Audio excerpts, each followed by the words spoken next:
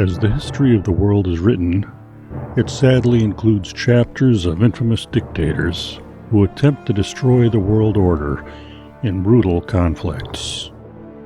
Despots who impose their will upon sovereign nations by force, denying freedom and life to the invaded and submitting conquered people to their authoritarian rule. From 1939 to 1945, Allied nations were battling not one, but three ruthless villains. First, Adolf Hitler, then Benito Mussolini, and Hideki Tojo in the Second World War. Hitler's Nazi armies invade Poland in 1939, and at terrifying pace march through Europe, overtaking country after country. Mussolini's fascist military attacks Greece and countries in North and East Africa. Tojo is leading imperialist forces in aggressive campaigns in China and Southeast Asia. That aggression includes a surprise aerial attack on the U.S. naval base in Pearl Harbor on December 7, 1941. This is the story of how small-town Iowans designed and manufactured massive quantities of rugged, easy-to-use radios during the war. This state-of-the-art equipment provides our troops, sailors, and airmen with reliable, long-distance communications essential to liberating Europe and the world.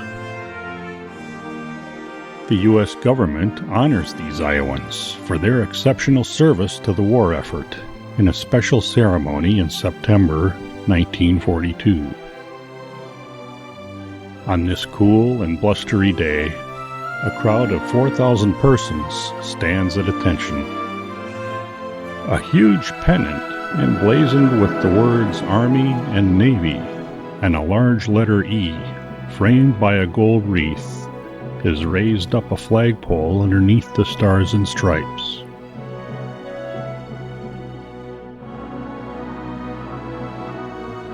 The crowd breaks from its quiet reverence into an enormous cheer. The ceremony is taking place at the Collins Radio Company, headquartered in Cedar Rapids, Iowa. The Radio Communications Company is among thousands of United States industries redirecting their technological and production capabilities to support Allied forces on the battlefronts of World War II. Collins Radio, led by founder Arthur A. Collins, is barely a decade old, but his young company is gaining a national reputation for designing and producing quality, leading-edge radio technology. In 1940, the U.S. government begins contracting with Collins Radio to develop advanced, rugged, reliable communication equipment for the armed forces. The result is airborne radios, including the Collins Radio ART-13 that will become legendary in military aviation circles. The TCS transmitter-receiver units for ships and mobile land vehicles, and a direction finder radio receiver and antenna that helps successfully pinpoint German submarine locations in the Atlantic Ocean.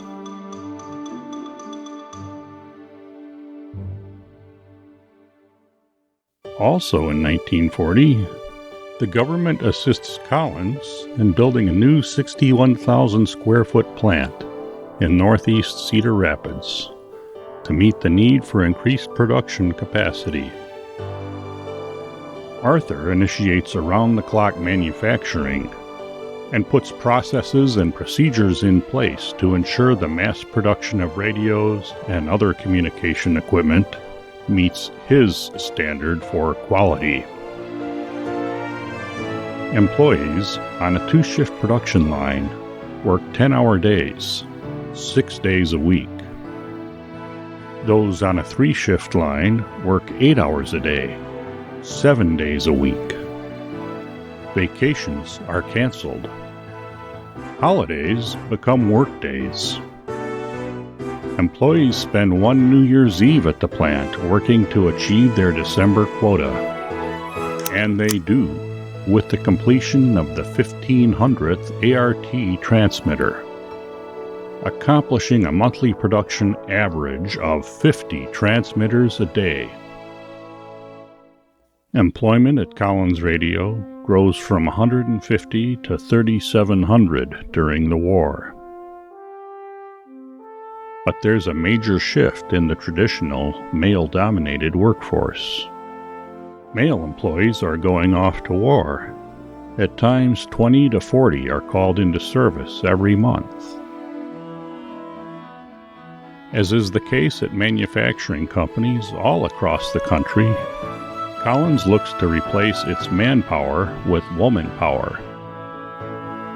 Women from Cedar Rapids and surrounding communities answer the call to do their patriotic duty for the war and leave their homes and farms to go to work at Collins Radio. Many of them have loved ones fighting overseas. The change in the workplace is huge and not readily accepted. Male supervisors initially are not happy with having females on the factory floor. But the women capably step into their new roles. They are first trained to solder parts and subassemblies of radios and inspect and test parts. They adapt quickly, and soon they take over most of the radio assembly jobs. Their male bosses discover they can do particular tasks much better than men. Their smaller hands and nimble fingers are more proficient at inserting and attaching small parts and making intricate soldering connections. And they have the patience to spend long hours at an assembly bench concentrating on their work. Soon, women are also operating drill presses and other large machinery in the metal workshop. Longtime employees know that radios bearing a Collins Radio Company nameplate means they're made with exceptional quality. They pass that sense of pride onto their new co-workers. That's what brings together the crowd of employees and their families at Collins Radio's new plant, September 1942. The 33-year-old CEO and his young Iowa company are receiving its first recognition for the quality and quantity of work it's producing for the U.S. government.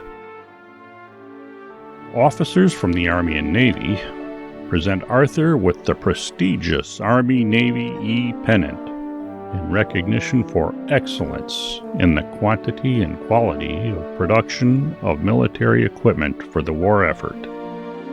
E-pins are given to employees. Among the criteria for receiving the award is overcoming production obstacles, avoiding work stoppages, low employee absenteeism, and maintaining fair labor standards. In his remarks during the ceremony, Arthur praises his employees for their dedication and outstanding workmanship. When our foes struck, neatly soldered wires and brightly machined pieces fashioned by your hand began playing vital roles in resisting the onslaught of the enemy. We now have the solid satisfaction of knowing that our radio sets are another example of American equipment, which was soundly conceived and stoutly built.